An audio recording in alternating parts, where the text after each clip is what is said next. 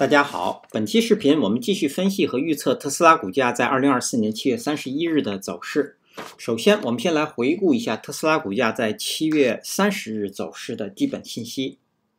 它的开盘价是 232.25， 收盘价是 222.62， 在盘中最高价是在 232.41， 最低价是在220。那在盘中，它的最高值与最低值之间的幅值是达到了12个点。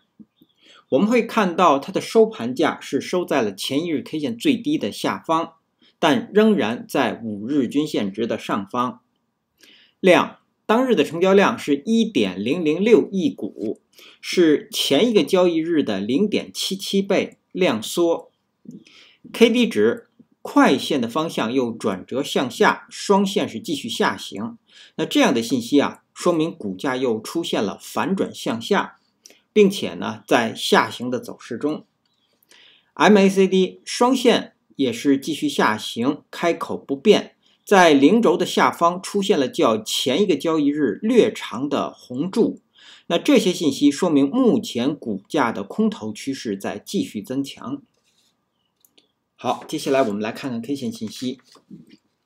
在7月30日生成的这根 K 线叫做含下影线的实体长红 K 线，它是一根下跌的 K 线。那它所处的位置呢，是在股价出现反弹后的反转向下中。那当日的这根 K 线它是一个小幅的高开盘，然后开盘之后股价出现了小幅的震荡，然后是一路向下。那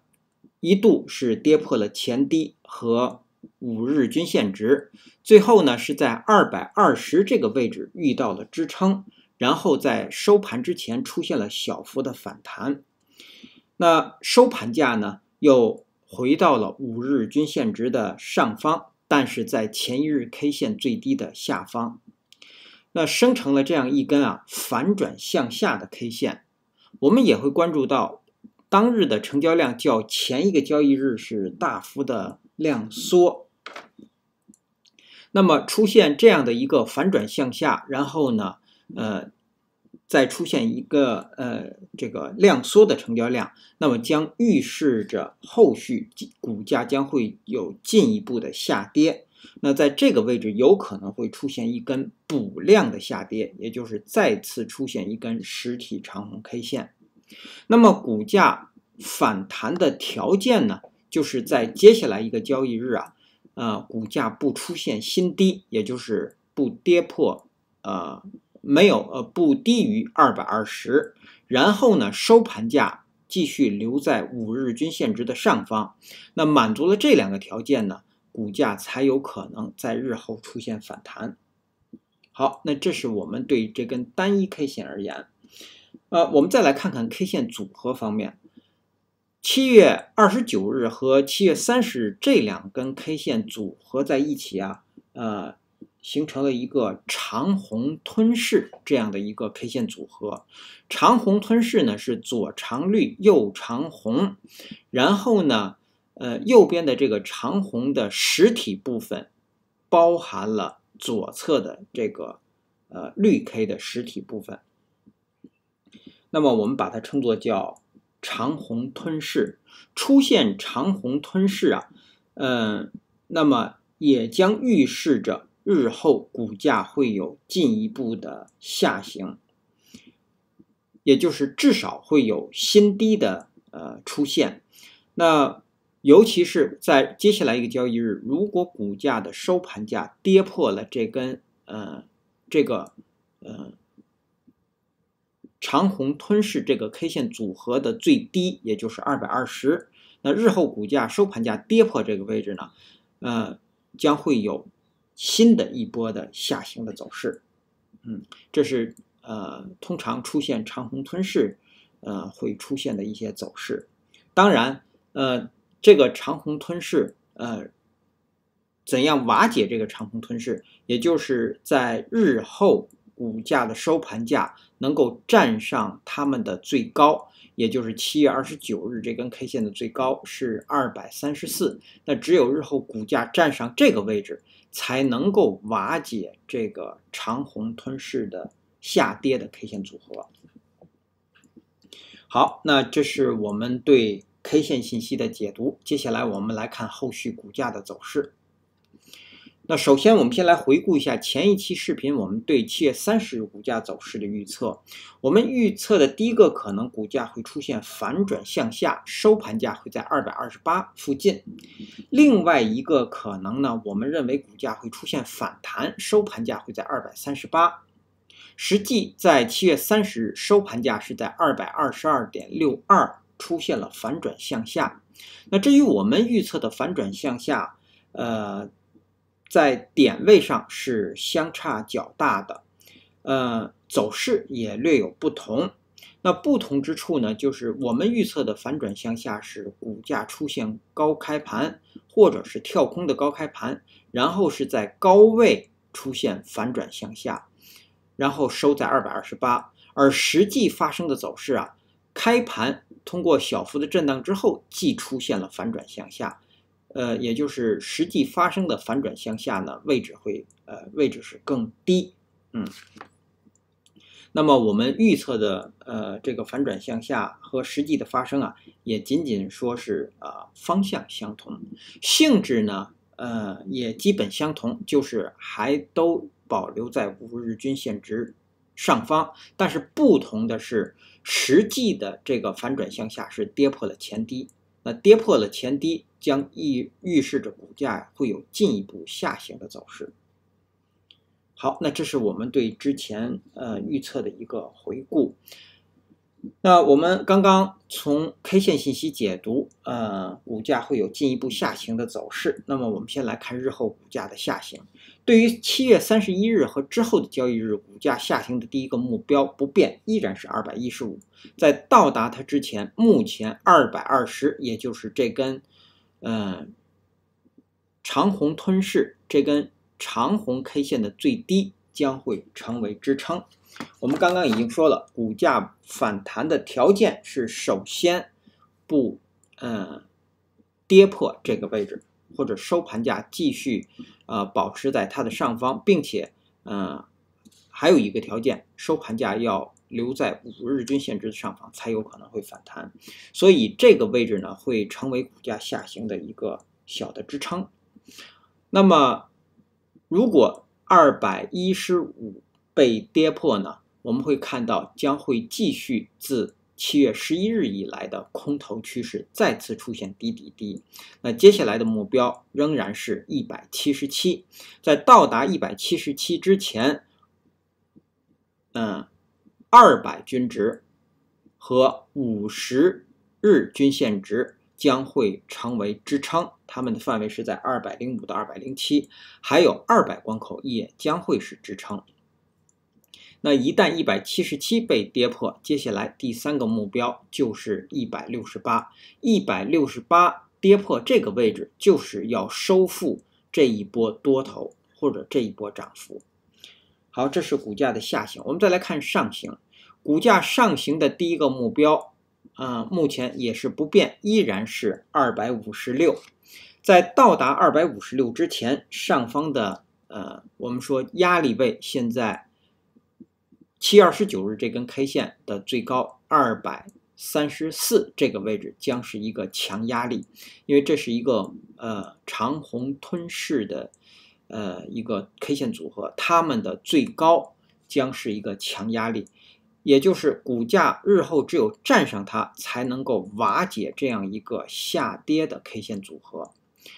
234是压力，然后237还有243，243是当日新生成的20日均线值，237是原来这个缺口的中线，它将是一个强压力。所以这是股价在到达256之前的3个极强的压力。所谓说强压力呢，并不是不能突破，而是股价反弹到这个位置呢，通常都会遇到阻力，很容易出现反转向下。因为目前股价是在一个空头趋势中，对。所以说上方的每一个压力呢，尤其我们定义为是强压力的地方呢，都会使股价出现反转向下。好，这是在到达256之前的3个重要的位置。然后如果256被站上之后，第二个目标当然就是271，站上271将会恢复这个我们会看到，不仅是从6月11日这个起涨的 K 线这一波涨幅恢复它的多头，同时也将恢复自4月22日以来的多头趋势，再次出现头高。然后第3个目标就是299，也就是在300关口附近。那这个位置呢，是日后股价如果能够突破271之后，那么300关口呢将是一个特别强的一个压力，这是一个特别重要的标志，也正好是一个整数关口。好，那这是我们说的股价的下行和上行的目标。那接下来我们再来看看7月31日盘中我们要关注的位置。之前我们关注的，对于7月30日盘中我们关注的是前高是在234这个位置。那么股价呢在盘中如果是在它的下方运行，是很容易出现反转向下的，这是我们在前一期视讯也讲过。那么到了7月31日盘中，我们给的观察位是220，是这根反转向下红 K 的最低。关注它的目的就是股价在盘中只有在它的上方运行，那我们认为股价才有可能出现反弹，否则如果在它的下方运行，会有进一步的下行走势，甚至会在这个地方出现一根实体长红 K 线。好，这是我们关注220的目的。那接下来我们再来看看技术上的操作建议和规律。在7月29日收盘价这个位置，我们给出了技术上的强反弹的操作建议，就是5%进场强反弹，然后目标是在237、238附近，是这个位置，获利目标。那么我们给的止损位是守这根绿 K 的最低是224，还有一个这个止损的位置是215。那么到了7月30日，股价出现了反转向下，是收盘价一日就跌破了前低225这个位置。那么对于这样一个强反弹的仓位呢，是应该止损出场的。如果想要承担更大的风险，